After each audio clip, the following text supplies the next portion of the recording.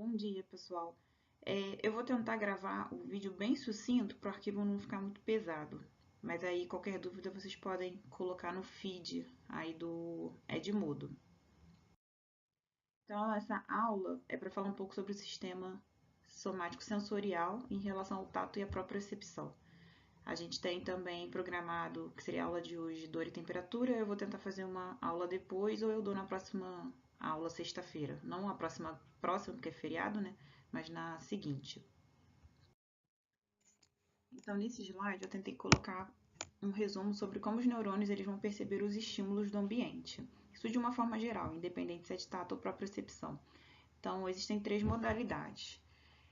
Ou o neurônio ele vai ter uma terminação livre, e aí o próprio axônio vai perceber o estímulo e responder a ele. O neurônio ele pode ter o seu axônio encapsulado, e aí essa cápsula de tecido conjuntivo, que vai ser o exemplo do tato propriamente dito, essa cápsula, conforme ela é deformada, o axônio vai ser estimulado e aí o neurônio vai transmitir um sinal em direção ao sistema nervoso central. E esse terceiro exemplo é quando existe uma célula especializada que vai perceber o estímulo e ela, por sua vez, é que vai ativar o neurônio. E aqui está ilustrada uma célula ciliada, que vocês vão depois ver no sistema auditivo e no sistema vestibular relacionado ao equilíbrio. Nesse slide, eu tentei colocar quais são as modalidades de informação que os neurônios sensitivos eles conseguem perceber. Então, na primeira linha, tem tato, depois tem propriocepção, temperatura, dor, irritação ou coceira. E aí, para isso, a gente tem, por exemplo, mecanorreceptores, que vão perceber pressão em relação ao tato, ou estiramento do músculo em relação à propriocepção. Neurônios que percebem estímulos térmicos, e eles vão ser responsáveis por perceber a temperatura do ambiente, mas também estímulos térmicos que estão relacionados à dor, quando são temperaturas mais extremas. E a gente tem aqui também mecanorreceptor em relação à dor. Se a gente der uma topada com o pé numa porta, por exemplo, numa pedra, é uma pressão muito forte. Então já não deixa de ser, já não é mais só simplesmente tato. A gente tem um estímulo doloroso. Então por isso que a gente tem mecanorreceptor aqui também em dor. E estímulos químicos que a gente tem como, por exemplo, também algumas substâncias químicas que podem gerar dor e quimiorreceptores que estão relacionados à irritação. Então, às vezes uma bijuteria, por exemplo, tem uma substância química ali naquela bijuteria, a pessoa pode ter uma alergia, aquilo gerar uma coceira, então também é uma reação do sistema nervoso. E nesse slide, pensando no componente especial do sistema nervoso, que no slide anterior a gente falava de componentes gerais, ou seja, são informações transmitidas tanto por nervos espinais quanto por nervos cranianos. Nesse caso aqui, eu estou falando de modalidades que são só transportadas pelos nervos cranianos. Então, a gente vai ter os 5 sentidos: visão, audição, equilíbrio, paladar, cheiro. Tem os estímulos, a luz na visão, som para audição, a gravidade. E, de uma forma geral, exceto aqui pelo sistema olfatório, que o próprio neurônio vai ter terminações livres e vai perceber substâncias químicas diluídas no ar, e vai depois o cérebro interpretar isso como um cheiro específico.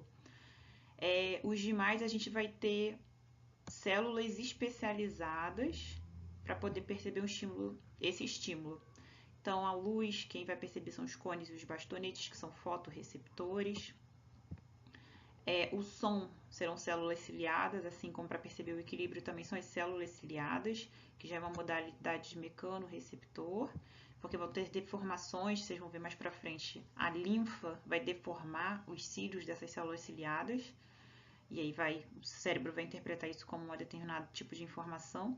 E quimiorreceptores, os corpúsculos gustativos vão perceber substâncias químicas que estão ali diluídas na saliva devido ao alimento que está na cavidade oral, e o cérebro vai interpretar isso como um determinado tipo de informação. Bom, agora a gente vai falar um pouco sobre quais são as propriedades funcionais dos neurônios. Quais são as características que esses neurônios sensitivos eles possuem? Também de uma forma geral, não especificamente só do tato e propriocepção. Então, primeiro a velocidade de condução, a gente vai ter neurônios que transportam a informação mais rápido ou mais devagar, que a gente já conversou um pouco sobre isso. Cada neurônio ele vai ter um campo receptivo, ou seja, o axônio daquele neurônio ele consegue captar informação de uma determinada área, região, e ele também vai ter uma determinada acurácia.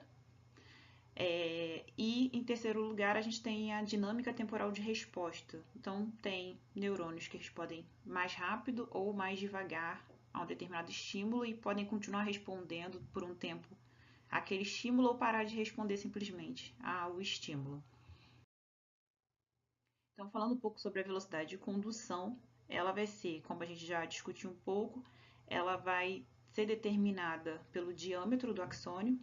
Então, se vocês virem essa primeira linha aqui, propriocepção, e a imagem desse axônio, que é em amarelo é o diâmetro do axônio, quanto maior o diâmetro, que está representado aqui, 13 a 20 micrômetros, maior a velocidade de condução. Mas associado a isso, a presença de bainha de mielina, que a gente já tinha discutido, ela também vai aumentar a velocidade de condução desse axônio. E aí, se a gente for ver aqui numa ordem hierárquica, de cima para baixo, propriocepção, tato, dor e temperatura são os dois últimos. Então, as informações de dor e temperatura são as transportadas mais lentamente pelo sistema nervoso. Não que seja lento, mas, comparativamente, é a informação que viaja de forma mais lenta. E vocês podem ver que os axônios são ou um axônio, minha seta saiu horrorosa, ou um axônio que o diâmetro é bem pequeno, tem bainha de mielina, mas é pouca, ou aqui as fibras do tipo C, que o diâmetro do axônio ele é bem pequenininho. Bom, falando sobre o campo receptivo, que é uma outra característica, aqui eu coloquei para vocês área que, quando estimulada, causa alteração significativa no disparo de potenciais de ação. Aqui é um exemplo. Aqui é o exemplo do tato, e aí está mostrando um pedaço da pele. Tem vários neurônios que vão perceber essa pele, não é um neurônio que vai perceber aqui o dorso da mão inteiro. Então, são vários neurônios, cada um é responsável por uma pequena área da pele.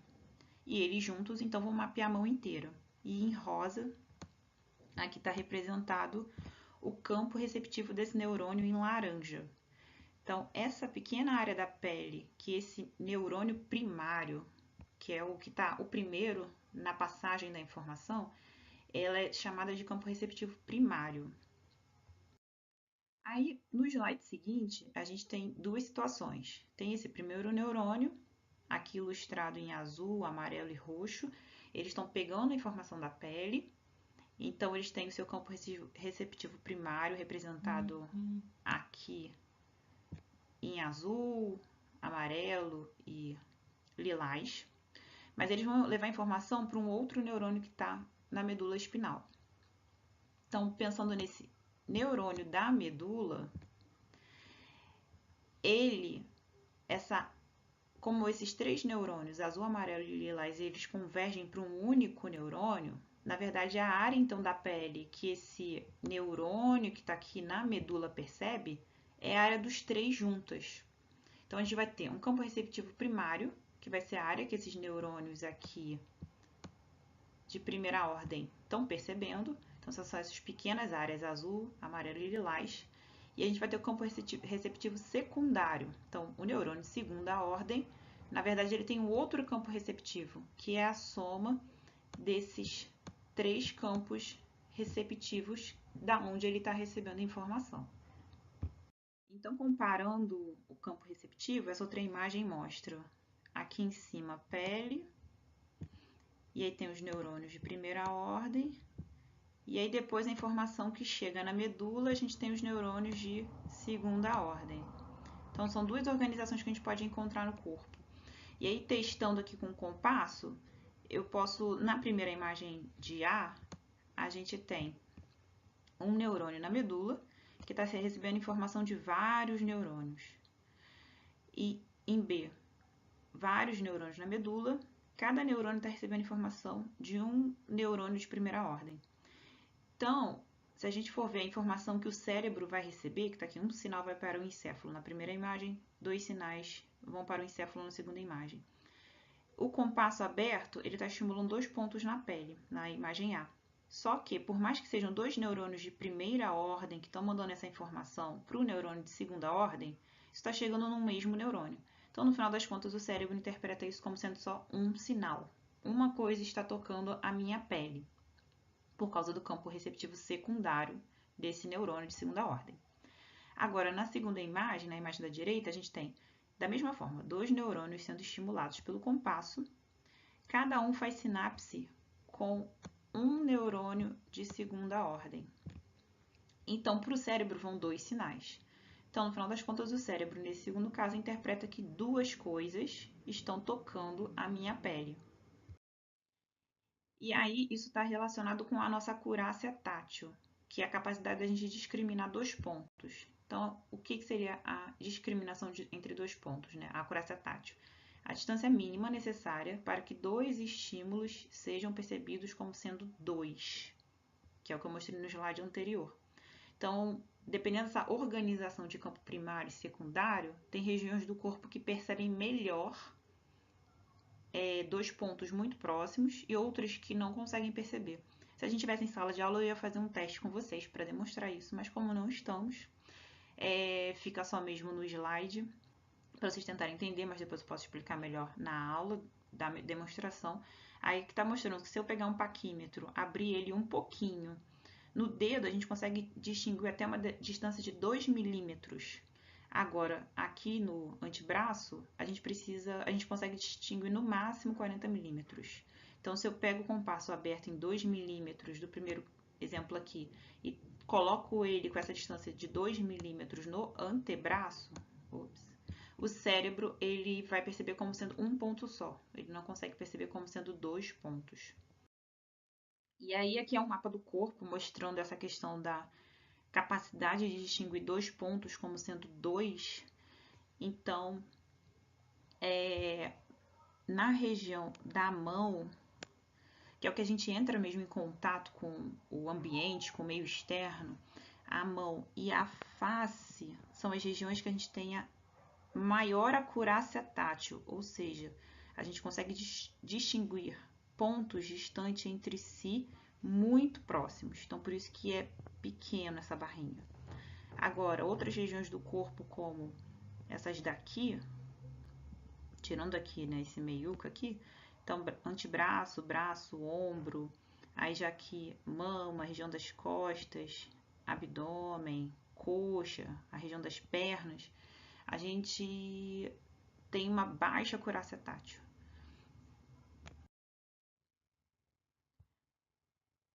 Bom, e aí, uma outra característica é a dinâmica de resposta do neurônio. Então, fibras, pensando no axônio, fibras de adaptação lenta, fibras de adaptação rápida. As de adaptação lenta, disparo continuado em resposta a um estímulo, que é esse exemplo aqui. De adaptação rápida, disparo rápido em resposta a um estímulo e então silenciam. Então, aqui tem um estímulo, ele iniciou, aí essa curva aqui subiu, e a partir do estímulo presente, as fibras de adaptação lenta, elas respondem, passa o tempo, elas continuam respondendo, então os tracinhos são os disparos do neurônio. As de rápida, adaptação rápida, elas logo respondem e param de responder. Então, vamos dizer, a gente colocou um sapato apertado no pé, e aquilo pode machucar o pé. Então, os neurônios, eles vão responder aquele estímulo. Primeiramente, começou a machucar, eles disparam mais rápido. E você não vai parar de sentir o sapato te incomodando. Ele vai continuar incomodando ao longo do tempo. Então, o neurônio tem um estímulo, o sapato está apertado, está machucando o dedo, e ele vai continuar sinalizando aquilo, por mais que você queira continuar usando aquele sapato lindo de festa. Adaptação rápida. Para quem usa óculos, você coloca o óculos. Se você prestar atenção, né, que como são coisas do dia a dia, a gente não presta atenção nessas coisas, ao colocar o óculos, os neurônios da face percebem, né, o nariz, a maxila, eles vão perceber que o óculos foi colocado. Após isso, você não percebe mais o óculos no rosto. Tem gente que fica procurando o óculos está no rosto, ela não percebe que está com o óculos. Justamente porque é um estímulo que não é nocivo. Estar de roupa, se tiver uma roupa que não incomoda, você coloca a roupa, você não fica o dia inteiro percebendo que a roupa está no seu corpo. Simplesmente porque o neurônio responde àquele estímulo de tato e depois ele para de responder. Bom, então falando agora sobre o tato propriamente dito e propriocepção, a gente vai ter mecanorreceptores especializados no tato e mecanorreceptores especializados na propriocepção. Em relação ao tato, eles vão converter esses neurônios à força mecânica, que é gerada por um estímulo externo, em sinal elétrico. E aí a gente vai ter, que vocês já viram em histologia, os mecanorreceptores presentes na pele. Aqui eu coloquei uma ilustração da pele, epiderme, derme, a camada subcutânea. E aí tem corpúsculos de Merkel, Meissner, Pacini, Ruffini, quer dizer, as terminações livres nervosas de Ruffini são de dor, se eu não me engano. E aí são esses corpúsculos, eles têm, se vocês olharem a imagem, eles são encapsulados, vão estar presentes em diferentes alturas da pele e eles vão, cada um vai ter uma modalidade específica dentro do tato, mas eles vão perceber uma deformação na pele e aí com isso esse sinal vai ser mandado em direção ao sistema nervoso central. Os mecanorreceptores especializados em propriocepção, eles vão converter também uma força mecânica, só que gerada pelo próprio corpo, em um sinal elétrico, em potencial de ação. Porque, como eu falei com vocês, a propriocepção é a percepção do corpo no espaço. Então, conforme o corpo se movimenta, esses neurônios vão perceber esses movimentos e mandar essa informação para o sistema nervoso central. E aí a gente vai ter 3 tipos de neurônios, de estruturas que vão ser responsáveis pela propriocepção. E entre elas a gente vai ter os fusos musculares, o órgão tendinoso de Golgi e os receptores nas articulações, que eu vou falar em maior detalhe nos slides seguintes. Bom, os fusos musculares é que eu coloquei as descrições, mas eu vou colocar um slide mostrando como que eles funcionam. Então, qual é a sua função? Informa a mudança no comprimento do músculo, estiramento. Então, vocês têm que pensar que o músculo, a propriocepção vai perceber o corpo e ajudar na correção dos movimentos. Então, eu tenho que saber onde o músculo está localizado no espaço, se eu quero movimentar ele. Então, o músculo ele contrai e ele relaxa. O fuso muscular percebe o relaxamento do músculo. Aqui, estiramento é porque ele está aumentando o seu comprimento, então ele está ficando relaxado. Quando o músculo relaxa, o fuso muscular percebe. Quando ele contrai, aí quem vai perceber essa contração é o órgão tendinoso de Golgi. Eles trabalham em conjunto. Então, o fuso muscular, função, informa aumento de comprimento do músculo, está localizado dentro do músculo esquelético. Ele vai ter essa estrutura que ele possui de 4 a 8 fibras musculares, intrafusais, porque está dentro do fuso muscular, mais uma cápsula de tecido conjuntivo que envolve esse fuso muscular. E aí ele tem 2 tipos de neurônios sensoriais, do tipo 1A e 2, que vão fornecer informações diferentes sobre o movimento do músculo, ou se ele está parado, no caso de baixo, ou a velocidade de direção do movimento desse músculo. E aí, aqui a sua estrutura. Então, nessa imagem eu coloquei só para ilustrar o músculo esquelético. Aí, aqui no interior desse músculo, se a gente for ampliar, a gente vai ter entre as fibras musculares esqueléticas essa estrutura que tem a sua cápsula de tecido conjuntivo ao redor, dentro fibras musculares, que aí são chamadas de intrafusais.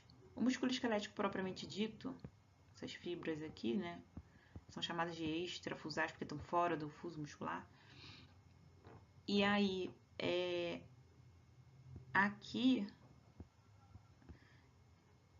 é o axônio dos neurônios que percebe a deformação desse fuso muscular. Se o músculo esquelético, o grupamento muscular, ele é estirado, aumenta seu comprimento, esse fuso, como ele está lá dentro, ele vai perceber esse estiramento, e aí, quando isso acontece, esse sinal vai em direção ao sistema nervoso central. Bom, aí o órgão tendinoso, por sua vez, ou OTG, a função é passar informação quando tem mudança da tensão muscular, ativado pela contração. Então, o músculo contraiu, ele vai informar para o sistema nervoso central que teve essa contração. Ele vai ser localizado, por sua vez, não no meio do músculo esquelético, mas na sua extremidade, no tendão. E aí ele vai ser o axônio desses neurônios, eles vão estar entremeados no tendão, entre as fibras de colágeno. E esse neurônio ele é chamado de neurônio sensitivo do tipo 1B.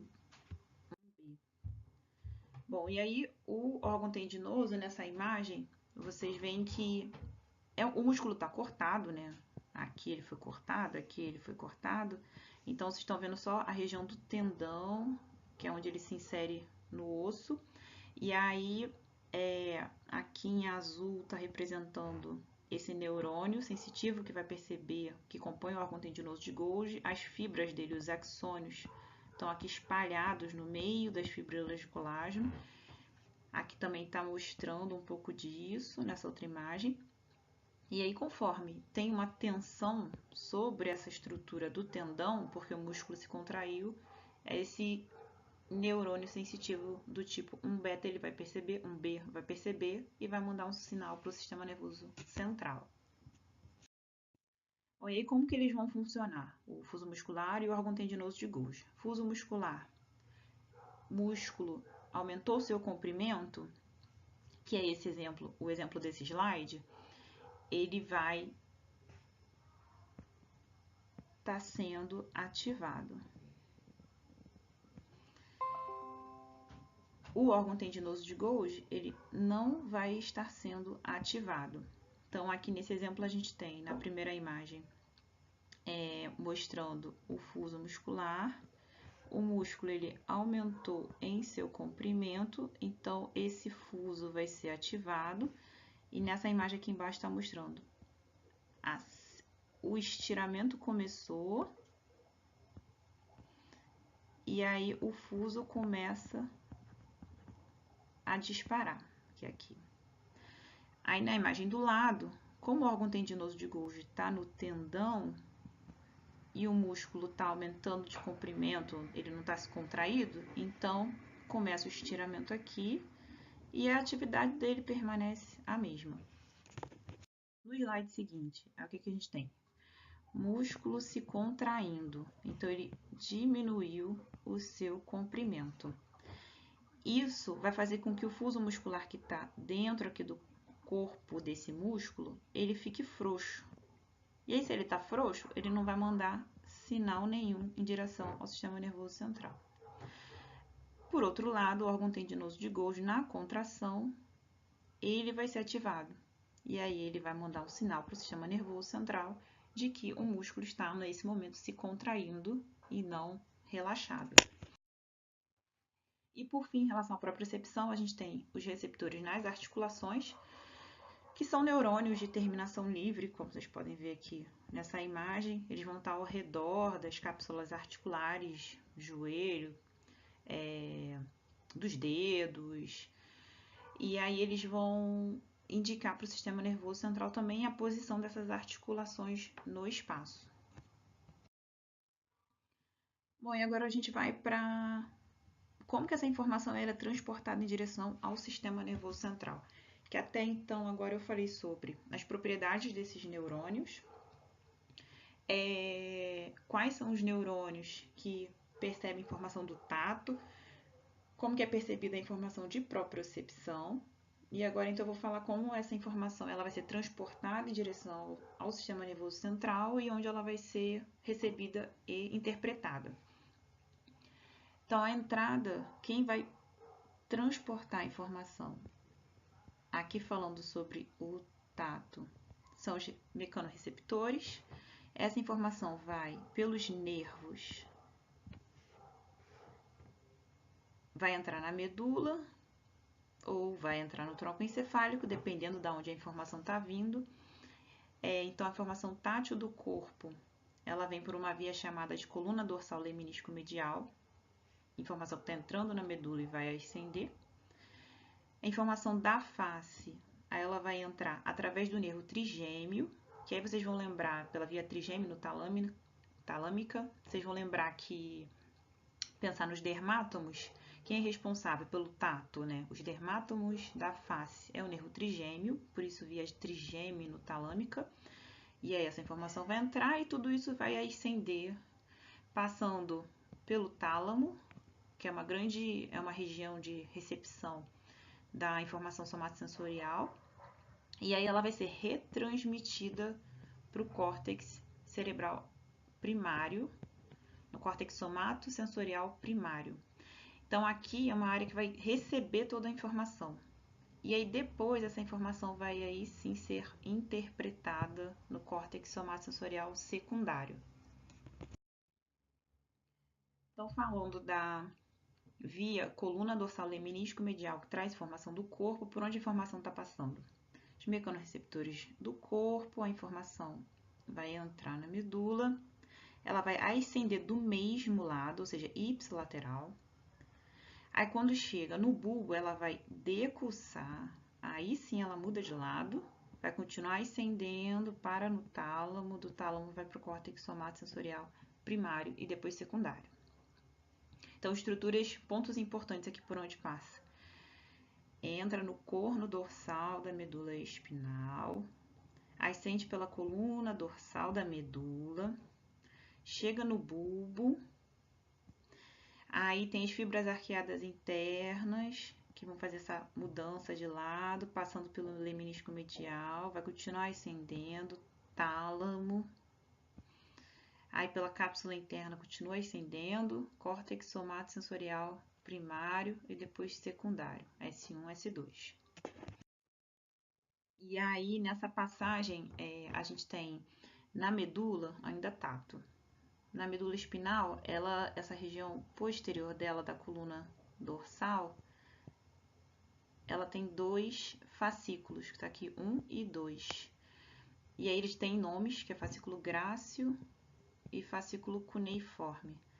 Então, pensando de baixo para cima, a informação começa a entrar na medula para ascender, ela vai entrando aqui medialmente, informação do membro inferior. Aí, conforme a gente vai ascendendo na medula espinal, a informação ela vai subindo mais lateralmente. Ela vai entrando e vai subindo, mas agora pelo fascículo cuneiforme. Então, ele tem uma localização mais lateral e ela vai levar a informação do membro superior, tronco e pescoço. E aí, essa informação que sobe lá no bulbo vai fazer sinapse em núcleos que têm o mesmo nome, fascículo grácil. Esses axônios vão fazer sinapse no núcleo grácil e o fascículo cuneiforme, esses neurônios que estão subindo aqui pela região 2, vai fazer sinapse no núcleo cuneiforme. Bom, e a informação que vem dos dermátomos da face, ela vai ser trazida pelo nervo trigêmeo, e aí ela vai entrar na altura da ponte, já vai decussar e ascender contralateral. Da mesma forma, vai fazer sinapse no tálamo e vai parar no córtex somatosensorial primário e depois secundário para ser interpretado. E em relação à propriocepção, ela tem um monte de informação, então eu coloquei aqui o que seria a informação mais principal, vamos dizer assim, né? Para vocês entenderem de uma forma mais geral como que essas vias elas estão caminhando. Então, tem duas informações em relação à propriocepção. Uma relacionada aos reflexos medulares. Então, se eu for considerar, por exemplo, eu estou sentada, bato um martelinho no meu joelho e a perna se estende. Esse reflexo é uma informação que entra na medula espinal e não vai subir para o cérebro para ser interpretada, para daí eu ter uma resposta. Ela é processada a nível local na própria medula. Então, o neurônio sensitivo percebe, e quem vai perceber esse martelinho batendo é o fuso muscular, propriocepção. Essa informação vai entrar na medula, na própria medula vai ativar um neurônio motor e essa informação vai voltar para contrair o músculo e a perna se estender. Então, olha o que tem aqui. Ao entrar pelo corno dorsal da medula, os axônios se bifurcam em ramos ascendentes e descendentes, fazendo sinapse com outros segmentos da medula ou com neurônios motores do corno ventral. Movimento motor involuntário. Isso porque, se for pensar nessa projeção, na extensão da perna, no reflexo de bater o martelo, eu preciso ativar vários músculos. E aí os neurônios que ativam esses músculos, eles não estão só em um segmento da medula espinal, estão em vários próximos aonde a informação sensitiva entrou. Então é por isso que vem dizendo que os axônios se bifurcam em ramos ascendentes e descendentes, para que consiga ativar todo o grupamento muscular necessário para estender essa perna. E uma outra via importante é o cerebelo. Então, como a propriocepção ela está relacionada com a posição do corpo no espaço, para eu me movimentar, o cérebro precisa saber onde o corpo está no espaço, onde os músculos estão posicionados, as articulações. Então, essa informação proprioceptiva vai para o cerebelo para poder ajudar no controle motor voluntário. E aqui um resumo dessa informação. Então, abaixo de L2, aqui na região lombar, L2. Abaixo de L2, a informação de propriocepção, aqui está representado o fuso muscular. Ela vai entrar, vai ascender pela coluna dorsal, lemínisco medial, junto com o tato. Aí, mais ou menos nessa altura aqui, entre T1 e T2, a gente tem esse núcleo de Clark. Então, esses neurônios que entraram abaixo de L2, eles vão fazer sinapse aqui e vão continuar subindo na coluna lateral. E aí, mais acima, os neurônios de propriocepção que estão trazendo informação do membro superior, eles vão entrar também na medula, pelo corno dorsal, mas aí eles vão ascender pela própria coluna dorsal lemínisco medial. Elas não vão ascender aqui lateralmente, igual a informação que está vindo mais abaixo da medula. Mas isso aqui vocês não precisam decorar, não. É mais a título de ilustração. Bom, então, continuando nesse caminhar da informação, toda essa informação sensitiva que está subindo de tato, propriocepção, ela vai chegar no tálamo, que é uma região do diencéfalo. Então, no tálamo existe esse complexo ventral posterior, que é dividido em dois núcleos, VPL, VPM, então ventral posterior lateral L, medial M, e cada região dessa vai estar recebendo uma determinada informação. Então, informação somatosensorial do corpo, que está vindo pelo lemínisco medial, ela vai para essa região aqui, núcleo ventral posterior lateral, e a informação que tá vindo da cabeça, região posterior do pescoço, que vem pelo lemínisco trigeminal, ela vai parar aqui. Então, esses neurônios trazem a informação até aqui, esses dois núcleos. Então, nesses núcleos tem outros neurônios que vão continuar mandando a informação, direcionando a informação para cima, para o córtex somatosensorial primário. Então, o córtex somatosensorial primário é a região do córtex cerebral que vai receber a informação sensorial, somática do corpo. Meio redundante, né? Mas não vem informação visceral, vem informação somática. O primário é o que está recebendo diretamente essa informação e o secundário vai receber informação a partir do córtex primário, para que possa ser interpretada essa informação. Então, onde o córtex somatosensorial primário está localizado? Giro pós-central, lobo parietal. E aí, nessas áreas de Brodmann, que aí na sala de aula eu falo melhor sobre, porque vocês estudaram sozinhos, então eu não sei se conseguiram entender o que são as áreas de Brodmann. Aqui está em rosa o córtex somatosensorial e a área de Brodmann 1, 2, 3A e 3B. Então, ao redor do giro, ele é dividido nessas regiões por números das áreas de Brodmann. E aí, depois, essa informação ela é retransmitida, ela está vindo do tálamo para o córtex somatosensorial primário, e aí depois ela é retransmitida para o secundário, que também é no lobo parietal, e essa região aqui em lilás. E aí, aqui são as áreas de Brodmann 5 e 7. Recebe aferência do S1, córtex somatosensorial primário. Bom, aqui esse slide é só para mostrar que no córtex, isso de uma forma geral, nos córtex primários, primário visual, primário do auditivo, e aqui primário somatosensorial, a informação ela ainda está segregada. Então, se vocês forem ver aqui no giro pós-central, ele está dividindo em algumas cores, laranja, amarelo, azul, verde. Então, mostrando que a informação ela está chegando, ela está segmentada, segregada. A informação de tato vai para a área azul, para verde, para laranja, a própria percepção vai para verde, também vai para amarela. E ao longo desse giro, a gente vai ter a representação de todo o corpo. Então, aqui a gente tem perna, pé, tronco, pescoço, cabeça. Aí aqui a gente já tem os dedos da mão, olho, nariz, queixo.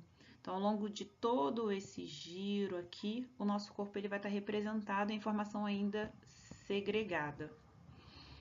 Aí depois no córtex somatosensorial secundário é que essa informação ela vai ser unida e interpretada. Aqui eu coloquei esse mapa somatotópico, que é um mapa sensorial do nosso corpo no córtex secundário, no córtex somatosensorial primário. Então aqui a gente tem essa região aqui entre os dois lobos cerebrais, né? Então aqui esse meu desenho, a gente tem o lobo direito e aqui o esquerdo. Então aqui o pé, o membro inferior, ele está localizado bem aqui entre os dois hemisférios cerebrais. E aqui essa face superolateral, a gente vai ter o corpo representado ao longo dele, nessa região mais medial. Tronco, cabeça, membro superior, mão. Aí aqui a gente já vai ter a face, e para vocês de interesse, a gente tem aqui órgãos relacionados a fala, deglutição, mais inferiormente, ao longo desse córtex superolateral. E a proporção é diferente. Se vocês forem lembrar da acurácia tática que eu falei mais lá no início, discriminação entre dois pontos, então as regiões do corpo onde a gente tem uma maior capacidade de discriminar entre dois pontos, a gente tem mais neurônios para poder fazer essa função. Então, com isso, a gente tem mais informação vindo dessas áreas em direção ao sistema nervoso central, córtex cerebral. Então, a mão, que a acurácia tátil é alta, a face, que a acurácia tátil é alta. Então, essas regiões, elas são mais, a gente tem mais neurônios representando elas, comparado a outras regiões do corpo, por exemplo, o tronco. Meu desenho está todo rabiscado. Onde no tronco a gente tem uma baixa acurácia tátil. Tem poucos neurônios para a gente perceber o nosso tronco. Agora quase terminando a aula. Aqui é a informação depois que passou pelo córtex somatosensorial primário, seu ponto de chegada, o ponto final, entre aspas, os córtex secundários. Então, tálamo mandou para aquelas áreas de Brodmann, córtex somatosensorial secundário, áreas de Brodmann 1, 2, 3. E aí essa informação vai então para o córtex somatosensorial secundário. E aí, daqui ela é retransmitida para duas vias principais, a amígdala e hipocampo, e áreas corticais motoras e pré-motoras. Essa primeira aqui, eu sempre pergunto na aula, né, o que vocês acham, o que cada uma faz, mas não tem ninguém para interagir comigo, né, numa videoaula, então eu vou falar. Essa informação, que eu já coloquei a setinha, o que ela é? Veio uma informação sensitiva, e aí ela vai produzir uma resposta motora de retorno. Então, o córtex motor, ele vai receber estímulo, vai receber informação do córtex somatosensorial secundário. Essa segunda via aqui que eu coloquei, amígdala e hipocampo, é porque a gente precisa armazenar memória. Então, eu segurei um lápis. O lápis tem informação da sua superfície, que pode ser mais lisa, mais rugosa, de tamanho. Então, toda essa informação sensorial, ela vai ser armazenada no hipocampo.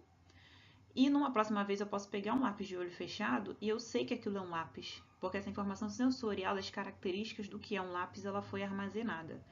todas as experiências que a gente tem, independente do sistema, alguma parte dela vai ser armazenada na forma de memória. E aí a gente tem o hipocampo. E também tem experiências sensitivas que elas vão para a amígdala, para sistemas relacionados mais ao prazer, recompensa. E a amígdala, por exemplo, está relacionada ao medo. Então eu posso, por exemplo, dar uma topada com o meu pé numa pedra. Fui mordida por um cachorro. E aí, ao ser mordida por um cachorro, aquilo produziu dor. E aí, o meu cérebro registrou a informação lá na amígdala de medo que quando um cachorro me morde, isso gera dor. Então, também essa informação de medo, estresse, ansiedade, ela pode ser arquivada na amígdala e numa próxima vez que eu vir um cachorro, eu vou tomar cuidado porque eu sei que eu posso tomar uma mordida e isso vai ser bem doloroso. Bom, então, meus queridos alunos, é isso.